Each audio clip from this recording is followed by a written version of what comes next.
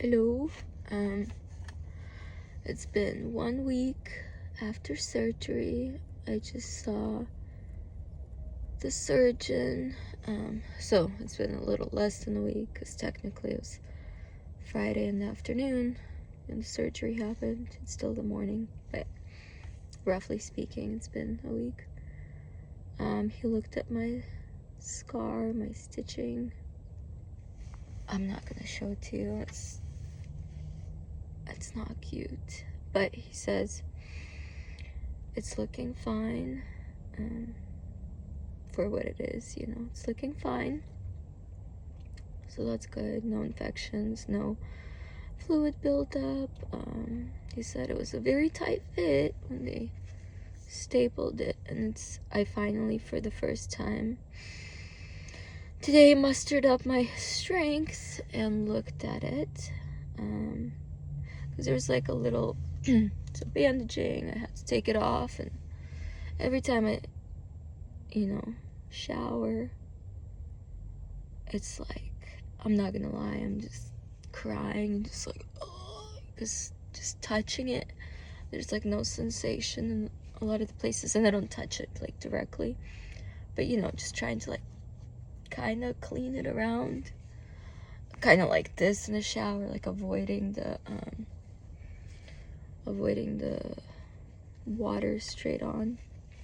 Sorry, a napkin. I have a cough. I don't think it's anything serious. I saw a doctor, like my primary care physician, on Monday or Tuesday, and he said it sounds fine. So yeah, it's been an emotional week, I want to say, because it's not painful. I wouldn't say it's not painful. It's just you feel like, because they took out, so this is my healthy arm, they took out a portion of my tricep muscle, like some other stuff, to be able to like close it. So it's like a very big scar, like, I don't know, very big. And I counted at least 14 or 15 metal staples, and the staples just look like legit metal staples you'd have in a stapler. So anyway, but it's good. So I saw the surgeon right now.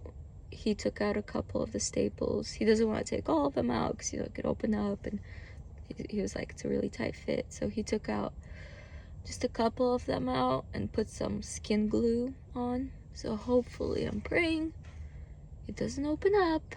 That would be nice. He said he called pathology. They don't have results yet, so I have an appointment next week with him. Maybe they'll have results then. Yeah, no, my arm has like an indentation. It's very disfigured. Sometimes I feel like Frankenstein, right? That's the name. Like but I am, like, I never saw myself as like a vain person in terms of like, my looks or whatever, but it is kind of shocking to see your arm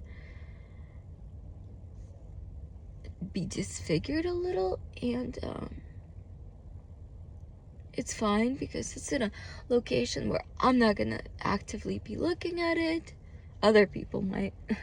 No, my plan is probably to like reevaluate like my closet and just kind of get like clothes, shirts, dresses, whatever, that go down to my elbow kind of. And it's funny, I remember because I used to be like a part of like a Dilone, or like for the first 15 years of my life, I did on this like separatist church. It's more like conservative, no makeup type of thing. Hey, no makeup.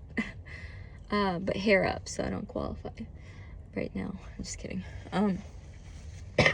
Anyway, and I remember one time like wearing, because you also had to have sleeves. You couldn't wear just like tank tops. And maybe things have changed by now. It's been a while, you know. But it's like, you know, I had like little sleeves. And I remember some lady coming up to me and she's like, you have to have longer sleeves. So, hey, I'll be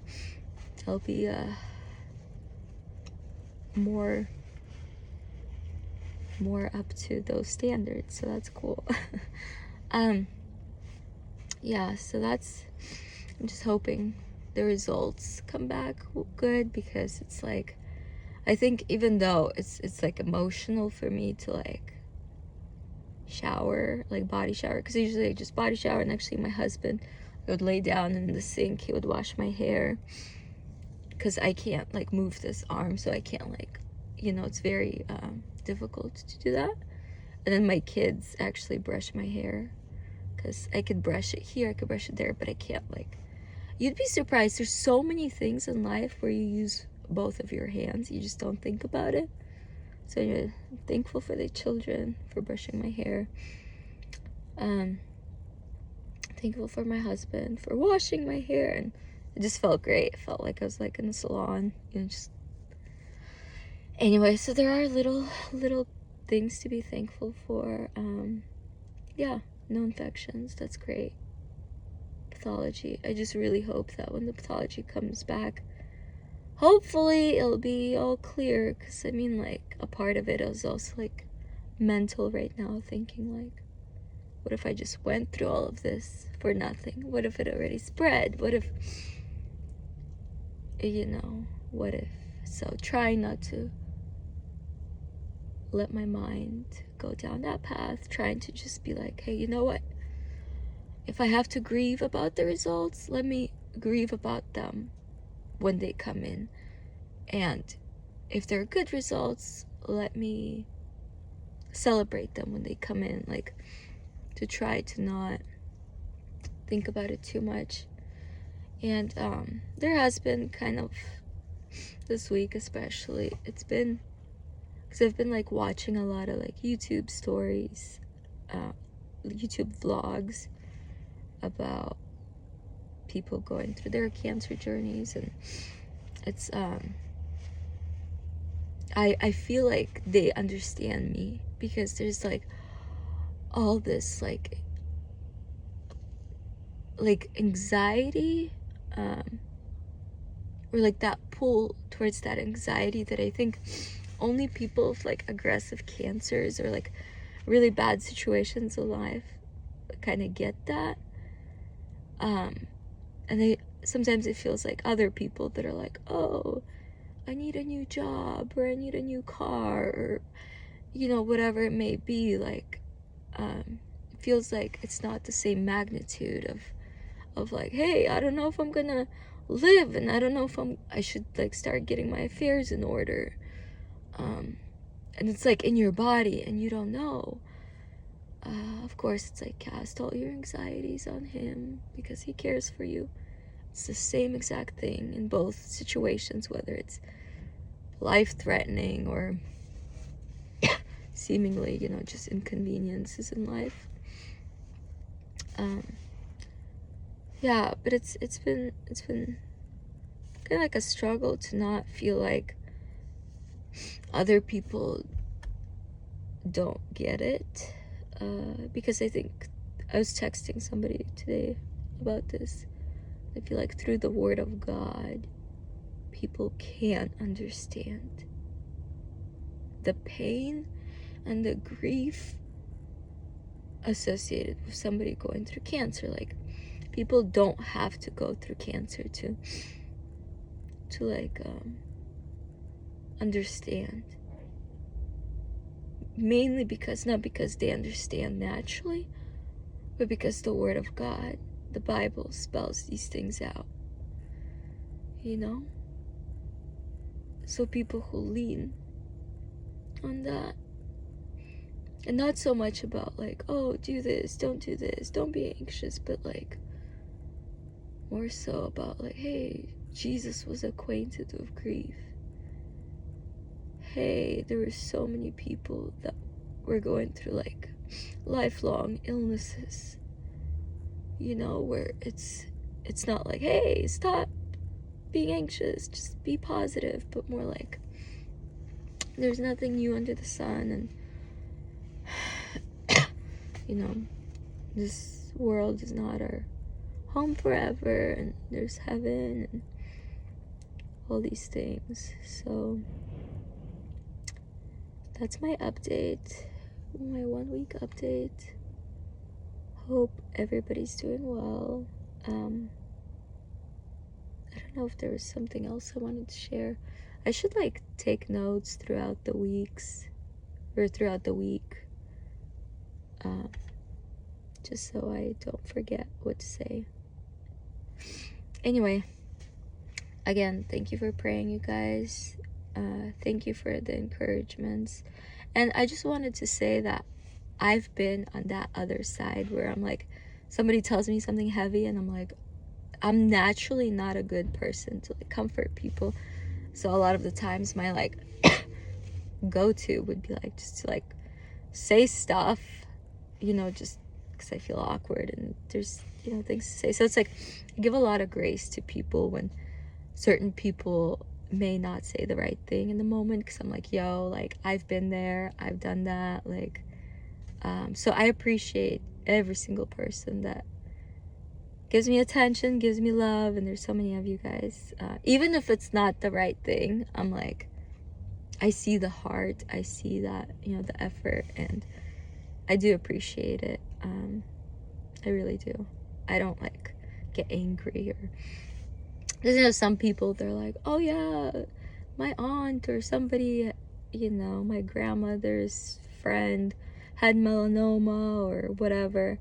But it's like melanoma is not just all skin cancers. A lot of the times, because melanoma is only 1% of all the skin cancers. So a lot of the times when people say, my so-and-so had melanoma, it's actually sometimes not melanoma that they had. They had skin cancer, but melanoma is 1%. It's the deadliest. There's other skin cancers that are bad, but they're not as deadly as melanoma. So, when it's like people try to comfort by saying that they know somebody that went through something similar, again, I'm not like irritated or anything, but I think sometimes people equate melanoma with all skin cancers, and that's, so what they're saying is not technically true, but again, just trying to see the heart, and because I'm not going to be like, oh yeah, let me see their pathology report to say carcinoma or melanoma, but that's another thing. So anyway, keep praying for us. I think it's a little too late to pray for the pathology to come back clear, because at this point I'm just praying for the pathology to come back correct. Did they read it correctly? Because they already took it off, it's not like something's gonna change with that. But yeah, I'm just doing homeopathic things, still like eating healthy. And even though I think I mentioned I was like doing keto, but because there's so many other homeopathic things that have been recommended to me, like fresh carrot juice in the mornings, that's heavily heavy on carbs. When they did my blood work last week before the surgery, or a week and a half now, like my glucose levels were like in the middle of it all,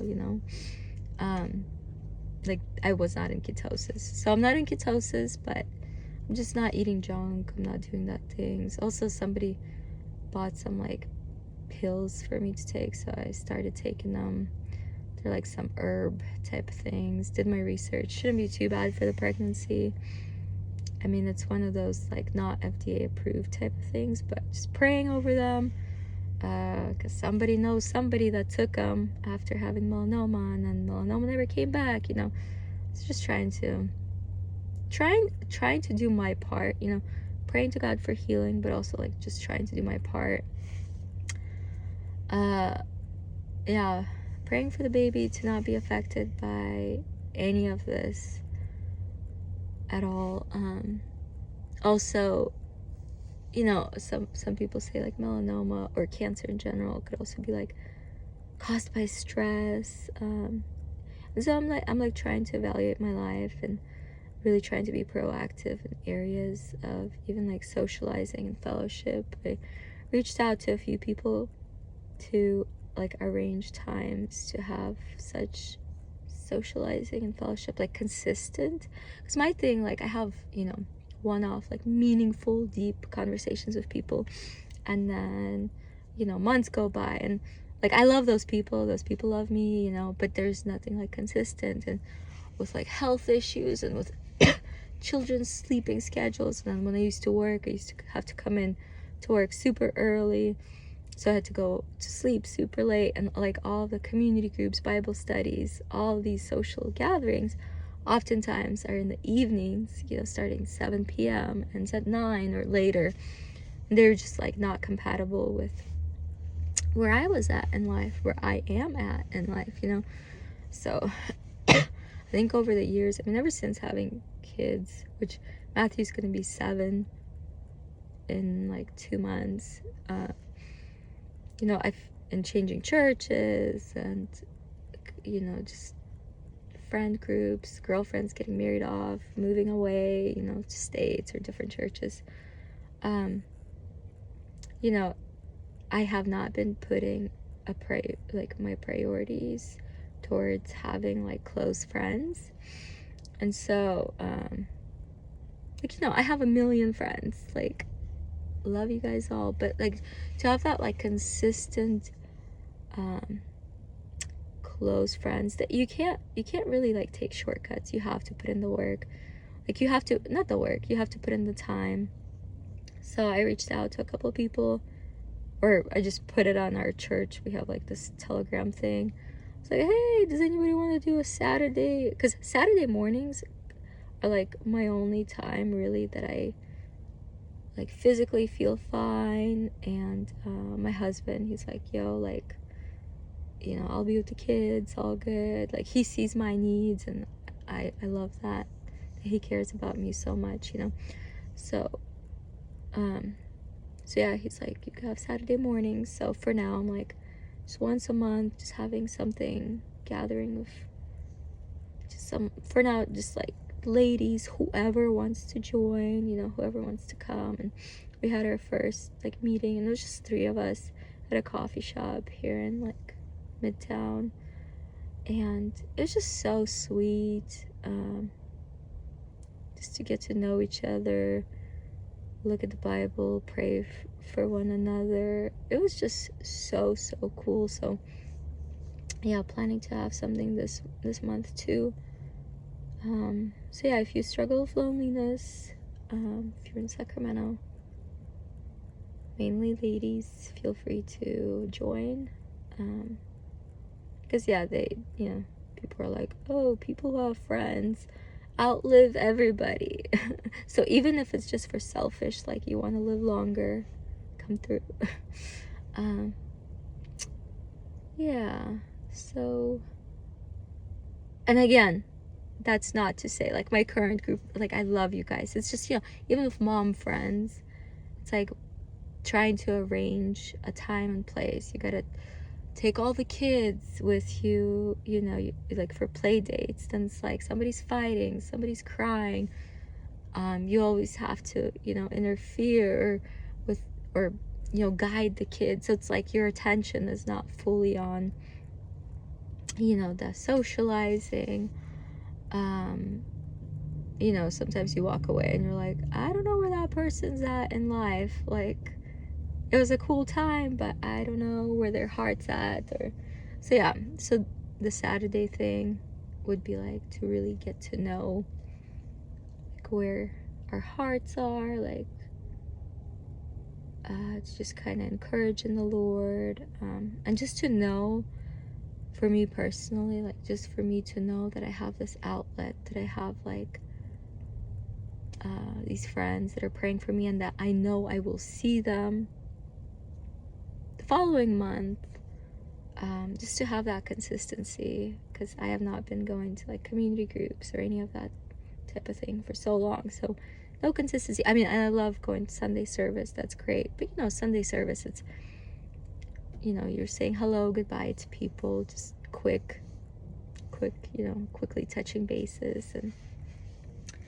And yeah, and I'm like so blessed. So I don't want to come off as like, I'm like, oh, my life is, you know, I'm like this victim, and nobody wants to be friends with me. That's not the case. I'm just saying, like, I have been prioritizing health and sleep and kids over trying to, like, have that kind of consistent fellowship thing.